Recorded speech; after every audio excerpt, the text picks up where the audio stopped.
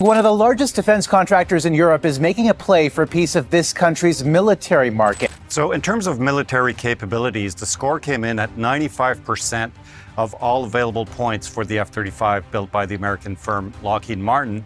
By contrast, the Gripen built by Sweden's Saab only got 33% of the total score for military capabilities. 10,000 research and manufacturing jobs could land in Canada if Ottawa adds the Swedish fighter jet to its military fleet. For decades, the future of Western air power seemed almost predetermined. When countries needed new fighter jets, the answer usually came from the same place, the United States. American aircraft defined the cutting edge of military aviation, faster, stealthier, and packed with more advanced electronics than anything else in the sky. They were symbols of technological dominance and strategic influence. If a nation wanted to remain aligned with the most powerful military alliance in the world, the path appeared obvious. But inside defense circles today, from Washington to Ottawa, a quieter and far more complicated conversation has begun to take shape. It is not centered on Russia's bombers patrolling the Arctic, nor on China's growing fleet of stealth aircraft in the Pacific. Instead, it revolves around a fighter jet built by a much smaller nation, an aircraft that was never expected to challenge the global hierarchy of air power. That aircraft is the Saab JAS-39 Gripen, and what makes it disruptive has surprisingly little to do with raw combat performance. On paper, the Gripen should not be threatening the dominance of American aircraft. It is not the most advanced fighter in existence. It does not claim the same level of stealth as America's flagship fifth-generation aircraft, the Lockheed Martin F-35 Lightning II. The F-35 is widely regarded as one of the most sophisticated military systems ever built. Its sensors gather enormous streams of battlefield information. Its stealth design allows it to evade many radar systems, and its software fuses data into a single picture that pilots can understand instantly. In theory, the aircraft sees its enemies long before those enemies even know it is there. Because of these capabilities, the F-35 has become the centerpiece of Western air forces. Countries across NATO and beyond have committed billions of dollars to purchasing it. The aircraft is not just a fighter jet, it is a node in a vast military network connecting satellites, command centers, and allied forces across continents. So why would any nation seriously consider an alternative? The answer begins with geography, strategy, and the realities of how wars are actually fought. To understand the Gripen, you have to understand the circumstances under which it was created. Sweden designed the aircraft during the Cold War while living in the shadow of the Soviet Union. Swedish planners believed that if war erupted, their country might be attacked rapidly and without warning. Major air bases would likely be destroyed in the opening hours of conflict. Runways would be cratered by missiles, command centers targeted by airstrikes, and conventional infrastructure rendered unusable. Sweden therefore approached fighter design with a very different philosophy from that of the United States. Instead of building an aircraft that required large bases and extensive logistical support, they built one that could survive without them. The Saab JAS-39 Gripen was engineered to operate from short runways, improvised airstrips, and even stretches of highway. Small teams could refuel and rearm it rapidly.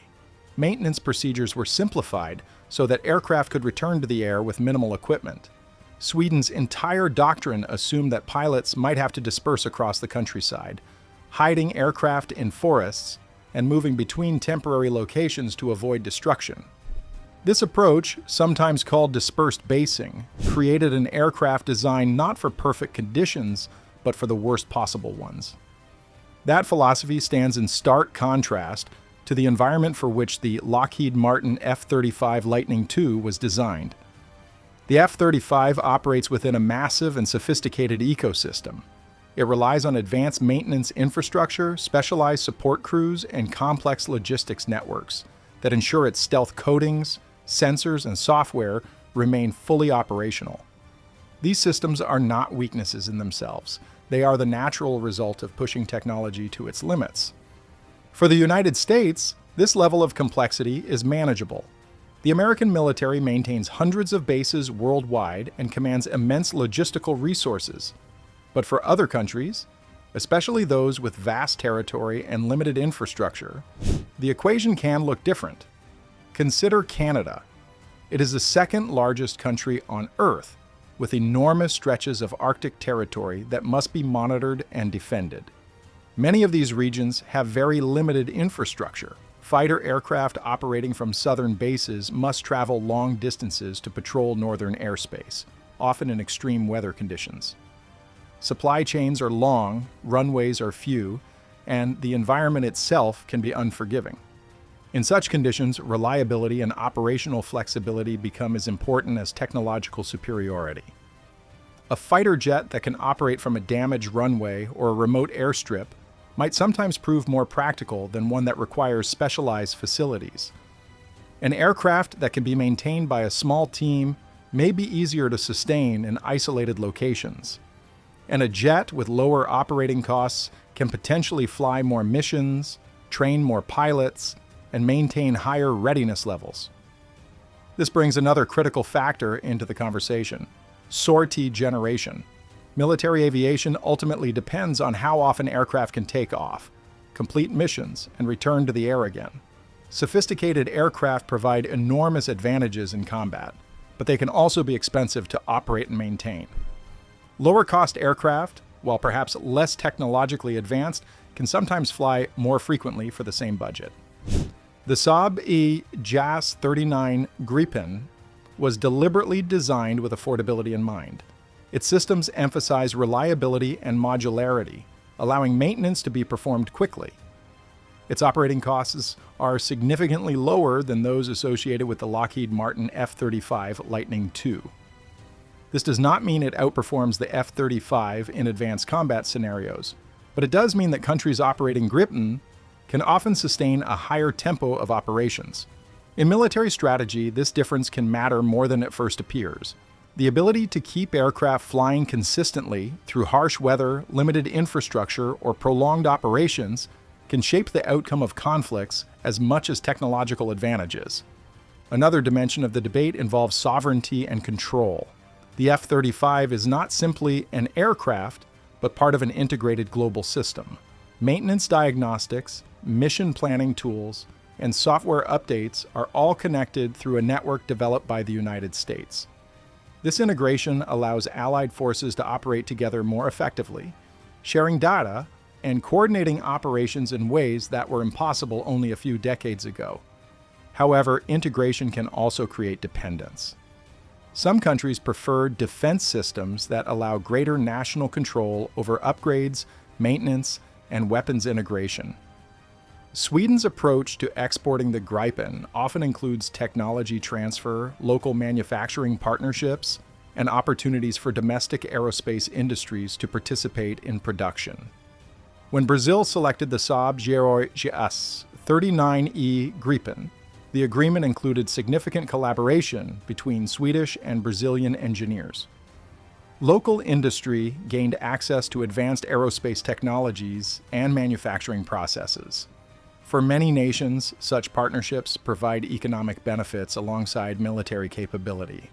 The global fighter market is therefore not just about aircraft performance, it is also about industrial strategy, national autonomy, and long-term defense relationships. Every procurement decision shapes not only military capabilities, but also economic and political ties that may last for decades. This is where the Gripen becomes more than just a fighter jet. It represents a different philosophy of how air forces might operate in the future. One vision emphasizes centralized systems, advanced networks, and technological dominance.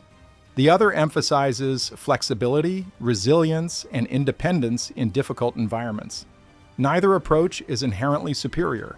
Each reflects the strategic realities and priorities of the nations that develop them. The United States built the F-35 to ensure overwhelming advantage in high-intensity conflicts against technologically advanced adversaries. Sweden built the Gripen to survive in a scenario where infrastructure might collapse and reinforcements might never arrive. In recent years, military exercises around the world have occasionally highlighted an uncomfortable truth. Extremely sophisticated platforms can sometimes be more demanding to sustain during long operations. Simpler aircraft may generate higher sortie rates and require fewer logistical resources. This does not diminish the extraordinary capabilities of modern stealth fighters, but it reminds planners that resilience remains a critical element of military power. For countries facing harsh climates, limited infrastructure, or vast geographic responsibilities, these considerations are particularly important. The question becomes not just which aircraft is the most advanced, but which one can remain operational under the widest range of circumstances. In the end, the debate surrounding the Saab JS-39 Gripen is not really about whether it is better than the Lockheed Martin F-35 Lightning II. The two aircraft were designed for different strategic philosophies and excel in different roles. What Gripen represents is the idea that air power does not always need to revolve around the most complex and expensive technologies available. It suggests that adaptability, cost efficiency, and operational independence can sometimes provide advantages that pure technological sophistication cannot guarantee. For the Pentagon, the aircraft itself is not a direct threat. The United States will continue to dominate global military aviation for the foreseeable future. But the Gripen introduces an alternative model, one that some nations may find appealing as they balance alliance commitments with domestic priorities and strategic autonomy. And that is why the aircraft attracts so much attention in defense discussions. Not because it will replace America's most advanced fighters, but because it reminds the world that there are multiple ways to build an air force. As the security environment of the 21st century continues to evolve, countries will face increasingly complex decisions about how they defend their airspace.